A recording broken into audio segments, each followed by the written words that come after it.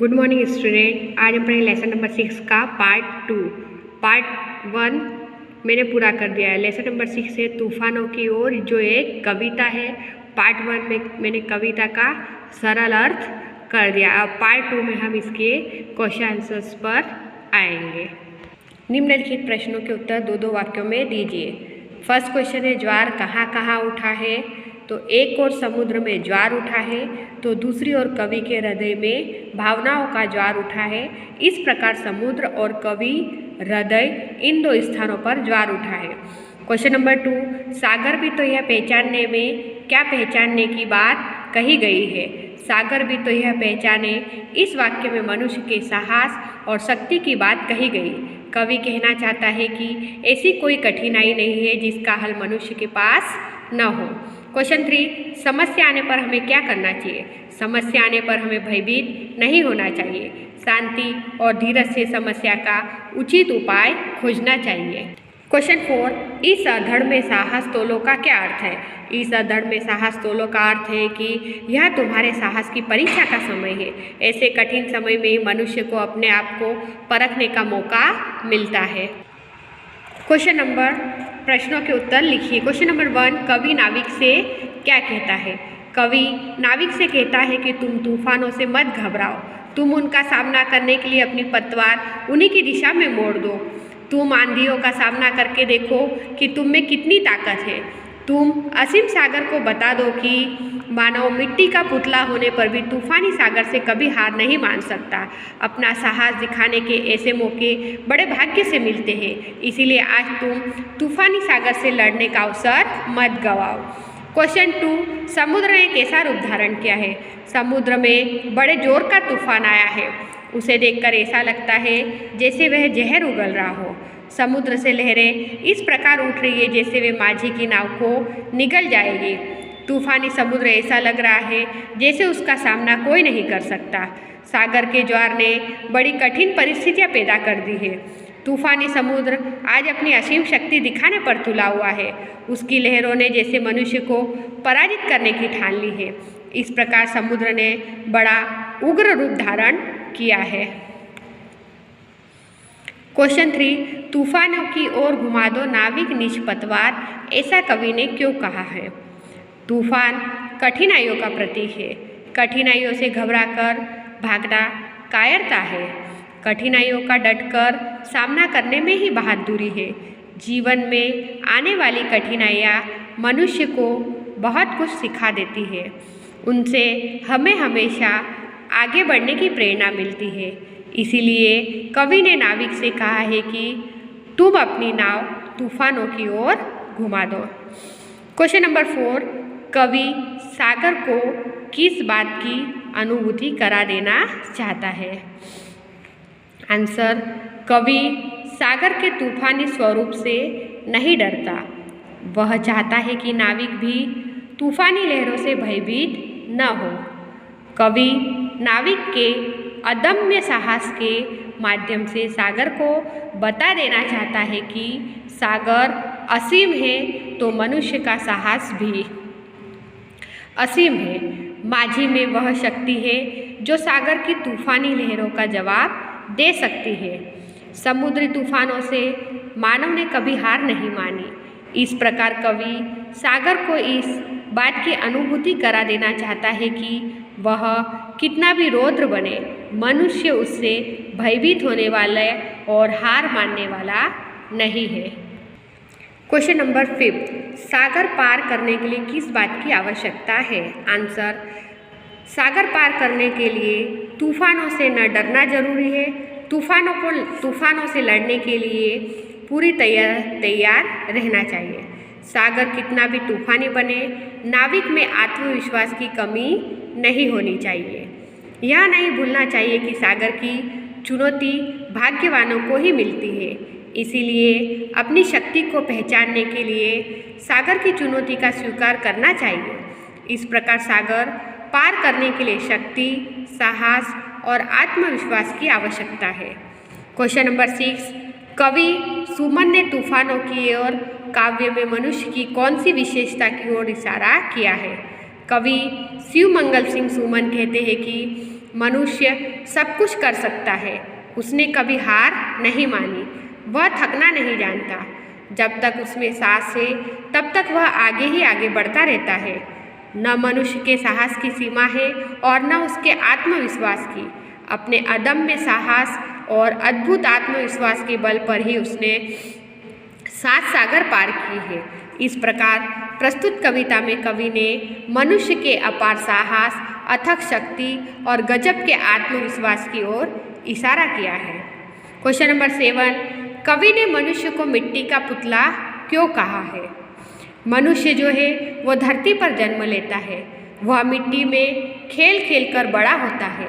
मिट्टी में उत्पन्न होने वाले पदार्थों से ही मनुष्य का पालन पोषण होता है। मिट्टी उसकी माँ है। मनुष्य के मर जाने पर उसका शरीर मिट्टी में ही मिल जाता है। इस प्रकार मनुष्य अपने जन्म से लेकर मृत्यु तक मिट्टी से जुड़ा रहता है। मिट्टी से मनुष्य की इसी अभिन्नता के कारण कवि ने मनुष्य को मिट्टी का पुतला कहा है। क्वेश्चन नंबर 8, माझी का हाथ कब तक नहीं रुकता है? आंसर, समुद्र अगर शक्तिशाली है तो मिट्टी का पुतला माझी भी कम नहीं है। उसमें अद्भुत साहस और अनोखी शक्ति है, इसीलिए वह कभी थकता नहीं है। जब तक उसके शरीर में प्राण है, जब तक उसकी सांसों में चेतना है, तब तक माझी का हाथ रुकने का नाम नहीं लेता। वह संघर्ष करना नहीं छोड़ता। इस प्रकार माझी अपने अंतिम सांस तक कार्य करता है। क्वेश्चन नंबर 9, तूफानों की ओर कविता द्वारा कवि सुमन क्या कहना चाहते हैं? तूफानों की ओर एक प्रेरक कविता है। इसमें कवि ने बताया है कि जिस तरह समुद्र में तूफान आते हैं, उसी तरह जीवन में कठिनाई आती है।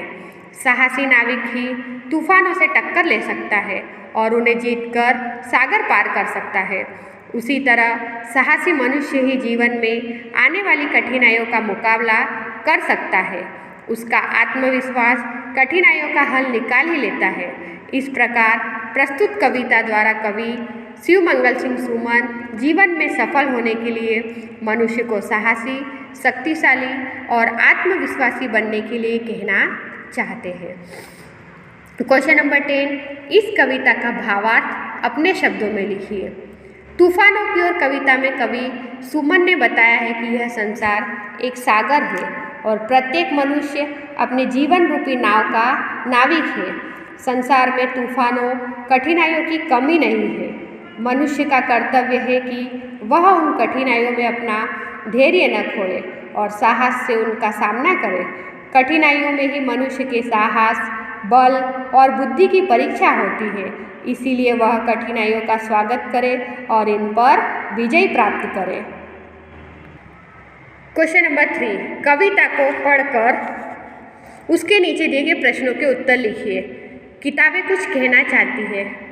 किताबों में चिड़िया चहचहाती है, किताबों में खेतियाँ लहलहाती है, किताबों में झरने गुनगुनाते हैं, परियों के किस्से सुनाती है, किताबों में रॉकेट का राज है, किताबों में साइंस की आवाज़ है, किताबों का कितना बड़ा संसार है, किताबों में ज्ञान की भरमार है। क्या तुम इस संसार में नहीं जाना चाहोगे? किताबें कुछ कहना चाहती है, तुम्हारे पास रहना चाहती है। इस पूरी काव्य को पढ़ना है, फिर उसके बाद उसके आंसर लिखने हैं। सही उत्तर पर राइट का निशान लगाइए। किताबों में कौन चहचहाता है? ऑप्शन है तोता, मोर और चिड़िया। तो आंसर आएगा चिड़िया। किताबों में चिड़िया चहचहाना चाहती है। किताबें किसके किस्से सुनाती है? ऑप्शन राजा के, परियों के, किसान के। तो ऑप्शन बीच वाला परियों के राइट है। किताबें परियों के किस्से सुनाती है। किताबों में किसके लहलाने की बात है? ऑप्शन खेतियों के, झरनों के या बाग के। तो पहला वाला ऑप्शन राइट है, खेतियों के। किताबों में खेतियों के लहलाने की बात है। क्वेश्चन 2, नीचे दिए गए शब्दों का वाक्य में प्रयोग कीजिए। शब्द दिए हुए हैं, उनको अपने शब्दों में प्रयोग करना है। परिया, तो इसका प्रयोग आएगा परिया स्वर्ग में रहती है। किस्सा, वाक्य में प्रयोग राम ने मुझे किस्सा सुनाया। संसार, इसका वाक्य में प्रयोग उद्यम से आपके संसार में 4 चांद लग जाएंगे। 4th, भरमार, वाक्यों में प्रयोग मेले में खिलौनों की भरमार 3। फिर आते क्वेश्चन नंबर 3, निम्नलिखित प्रश्नों के उत्तर दीजिए। फर्स्ट क्वेश्चन, किताबों में क्या क्या है? तो उसका आंसर, किताबों में चिड़ियों की चहचहाट, खेतों का लहलहाना, झरनों का गुनगुनाना, परियों के किस्से, रॉकेट का राज, साइंस की आवाज़ और ज्ञान का भंडार है। क्वेश्चन 2, किताबों से हमें किताबें क्यों पढ़नी चाहिए? तो आंसर, किताबों से हमें तरह तरह की जानकारी मिलती है, किताबें हमारा ज्ञान बढ़ाती है, वे हमारा मनोरंजन करती है, इसीलिए हमें किताबें पढ़नी चाहिए। थर्ड क्वेश्चन, किताबों में ज्ञान की भरमार है, ऐसा कवि ने क्यों कहा है? आंसर, किताबों से हमें इतिहास, भूगोल, नागरिक शास्त्र आदि का ज्ञान होता है। विज्ञान का ज्ञान भी हमें किताबें देती है। धर्म और अध्यात्म का ज्ञान भी पुस्तकों से मिलता है। हमें पुस्तकों से विविध विषयों का ज्ञान मिलने से हम कह सकते हैं कि किताबों में ज्ञान की भरमार है। इस काव्य को उचित शीर्षक दीजिए। तो इस काव्य का उचित शीर्षक होगा किताबें। क्वेश्चन नंबर 4, चित्र देखकर नीचे दिए गए शब्दों की मदद से छोटी सी कहानी बनाकर अपने वर्ग में सुनाइए। शब्द दिए हुए सुबह, घर, मेला, खिलौने वाला, ढेर सारे, बच्चे, जगाना, खरीद, खुश, मुर्गा, रात, बक्सा और बाग। अब ये चित्र दिया हुआ है। इस चित्र के और उस शब्दों की सहायता से हमें कहानी बनानी है। तो भोलू नाम का एक लड़का था। नाम के अनुसार ही वह स्वभाव से बहुत भोला था। एक दिन वह माँ से पैसे लेकर पास के गांव में लगे मेले में गया। साथ में उसका बड़ा भाई भी था। मेले में भोलू ने एक खिलौने वाले के पास ढेर सारे खिलौने देखे। कई बच्चे उससे खिलौने खरीद रहे थे। भोलू ने 2 रुपये में एक मुर्गा खरीदा। उसे सुरक्षित रखने के लिए उसने मेले से एक बक्सा खरीदा। बक्से में मुर्गा रखकर दोनों भाई घर लौटे। मुर्गे के खिलौने के कारण भोलू बहुत खुश था। रात में उसने माँ से कहा, माँ तू सवेरा होने पर मुझे मत जगाना, मुर्गा भाग देगा तो मैं आप ही उठ जाऊँगा। माँ मुस्कुराई और चुप रही। सवेरा हुआ, सूरज भी निकल गया। भोलू बहुत देर से उठा। उसने माँ से पूछा, क्या मुर्गे ने सुबह बाग नहीं दी? माँ बोली, अरे भोलू तू सचमुच बहुत भोला है, भला मिट्टी का मुर्गा कहीं बाग दे सकता है? यह सुनकर भोलू की सारी खुशी छूमंतर हो गई। क्वेश्चन नंबर 5, आपके गांव में बाढ़ आए तो उस समय आप क्या करेंगे? गांव छोड़कर चले जाएंगे या गांव वालों की मदद करेंगे? अपने विचार कारण सहित बताइए। तो आंसर, मेरे गांव में बाढ़ आ जाए तो मैं अपने गांव में ही रहूँगा और अपनी यथाशक्ति गांव के लोगों की मदद करूँगा। गांव पर आपत्ति आने पर गांव छोड़कर भागना तो कायरता है। आपत्ति के समय अपने गांव वालों की मदद करना हमारा कर्तव्य है। मैं अपने पड़ोसी और मित्रों के परिवारों की हर तरह सहायता करूंगा। मैं यथाशक्ति उनकी ज़रूरत को पूरा करने का प्रयत्न करूंगा। उस समय मेरा यही धर्म होगा और मैं साहसपूर्वक इसी धर्म का पूरी तरह पालन करूंगा। क्वेश्चन नंबर 6, कहावतों का वाक्यों में प्रयोग।